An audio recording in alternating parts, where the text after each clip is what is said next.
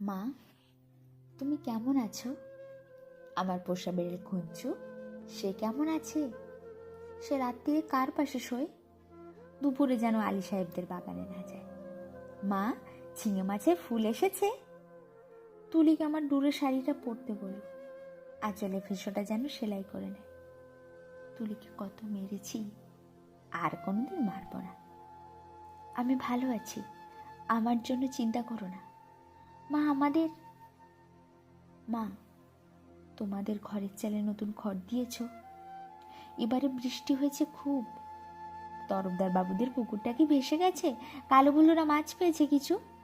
একবার মেঘের ডাক শুনে কই মাছ উঠে এসেছিল ডাঙায়। আমি আম গাছ তলে 2টো কই মাছ ধরেছিলাম। তোমার মনে আছে মা? মনে আছে আলী সাহেবদের বাগানে সেই নারকল? চুরি করে আনিনি, মাটিতে পড়েছিল, কেউ দেখেনি। নারকল বড়ার সেই স্বাদ এখনো মুখে লেগে আছে। আলী সাহেবের ভাই মিজান আমাকে খুব আদর করত। বাবা একদিন দেখতে পেয়ে চেলা কাঠ দিয়ে পিটিয়েছিল আমাকে। আমার কি দোষ? কেউ আদর করলে আমি না বলতে পারি? আমার পিঠে এখনো সেই দাগ আছে। আলী সাহেবদের বাগানে আর কোনোদিন যাইনি। আমি আর কোনো বাগানেই যাই না। সেই দাগটায় হাত বুলি বাবার কথা মনে পড়ে। বাবার জন্য আমার খুব কষ্ট হয়। আমি ভালো আছি, খুব ভালো আছি। বাবা যেন আমার জন্য একটুও না ভাবে। তুলি কি এখনো ভূতের ভয় পায়? তুলি আর আমি পুকুর ধারে কলা বউ দেখেছিলাম। সেই থেকে তুলির ফিটের ব্যায়াম শুরু হলো। দাদা সেই কলা গাছটা কেটে ফেললো। আমি কিন্তু ভয় পাইনি, তুলিকে কত খেপিয়েছি। আমার আবার মাঝরাত্রে সেই কলা বউ দেখতে ইচ্ছে করে। হ্যাঁ, ভালো কথা। দাদা কোনো কাজ পেয়েছে? নকুর বাবু যে বলেছিল বহরমপুরে নিয়ে যাবে। দাদাকে বলো ওর উপর আমি রাগ করিনি।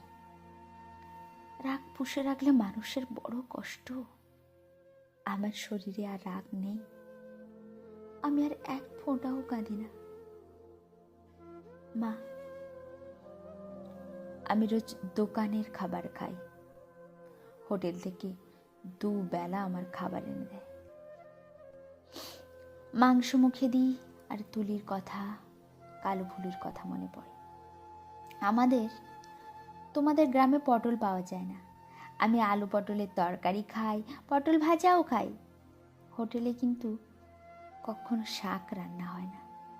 পুকুর পাড় থেকে তুলি আর আমি তুলে আনতাম কলমি শাক। কি ভালো, কি ভালো, বিনা পয়সায়। কোনোদিন আর কলমি শাক আমার ভাগ্যে জুটবে না। জোর হাওয়া দিলে তাল গাছের পাতা সরসর করে, ঠিক বৃষ্টির মতন শব্দ হয়। এই ভাদ্র মাসে তাল পাকে, টিপ ডিপ করে তাল পড়ে। বাড়ির তাল গাছ 2টো আছে তো। কালু তালের বড়া খেতে বড় ভালোবাসে। একদিন বানিয়ে দিও। তেলের খুব দাম জানি, তবু একদিন দিও। আমাকে বিক্রি করে 6,000 টাকা পেয়েছিলি, তা দিয়ে একটা গরু কেনা হয়েছে তো। সেই গরুটা ভালো দুধ দেয়। আমার মতন মেয়ের চেয়ে গরু অনেক ভালো। গরুর দুধ বিক্রি করে সংসারে সুসার হয়। গরুর বাছুর হয়, তাতেও কত আনন্দ হয়। বাড়িতে কন্যা সন্তান থাকলে কত জ্বালা। 2 বেলা ভাত দাও রে, শাড়ি দাও রে, বিয়ের জোগাড় করো রে, হাবলু মিজান শ্রীধরদের থাবা থেকে মেয়েকে বাঁচাও রে। আমি কি বুঝি না? সব বুঝি। কেন আমায় বিক্রি করে দিলে তাও তো বুঝি। সেই জন্যই তো আমার কোনো রাগ নেই, অভিমান নেই। আমি তো ভালোই আছি, খেয়ে পড়ে আছি। তোমরা ওই টাকায় বাড়ি ঘর সারিয়ে নিও ঠিকঠাক। কালো ভুলুকে স্কুলে পাঠিও, তুলিকে ব্রজেন ডাক্তারের ওষুধ খাইও। তুমি একটা শাড়ি কিনো, বাবার জন্য একটা ধুতি, দাদার একটা ঘড়ির শখ। তা কি ওই টাকায় কুলোবে? আমি কিছু টাকা জমিয়েছি, সোনার দুল গড়িয়েছি। একদিন কি হলো জানো মা? আকাশে খুব মেঘ জমেছিল।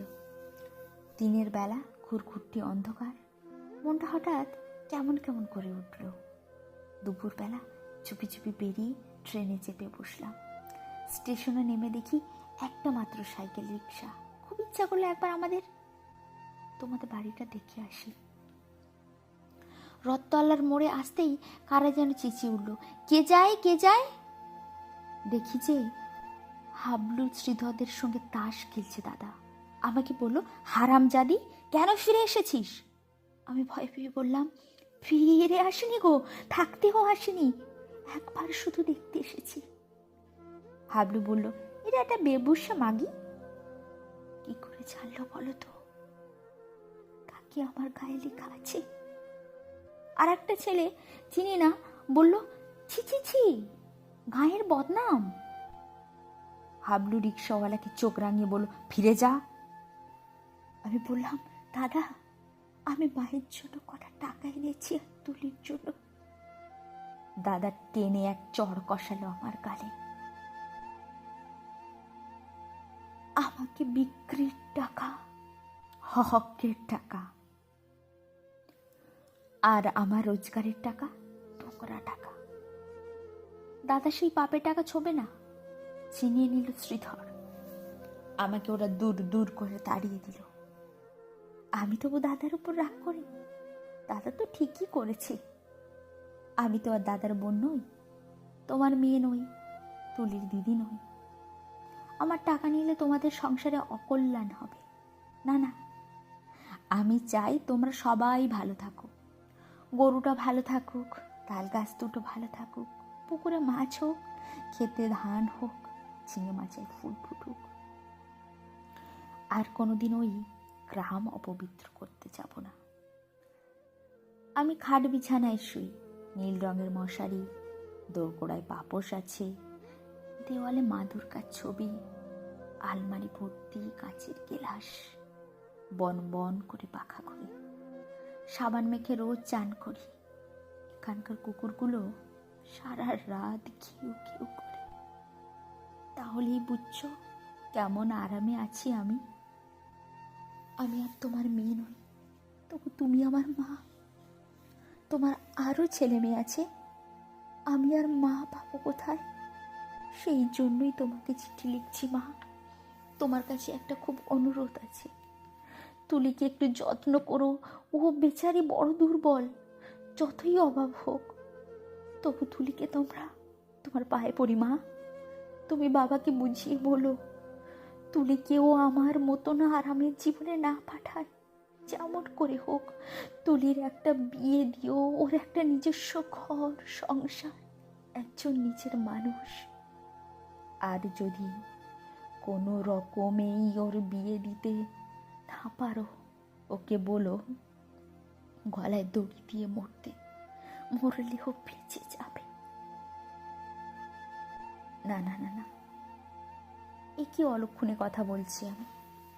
তুলি বেঁচে থাকুক, আর সবাই বেঁচে থাকুক। তুলির বিয়ে যদি না হয়, না হোক। হে ভগবান, গরিবের বাড়ির মেয়ে কি বিয়ে না হলে বাঁচতে পারে না?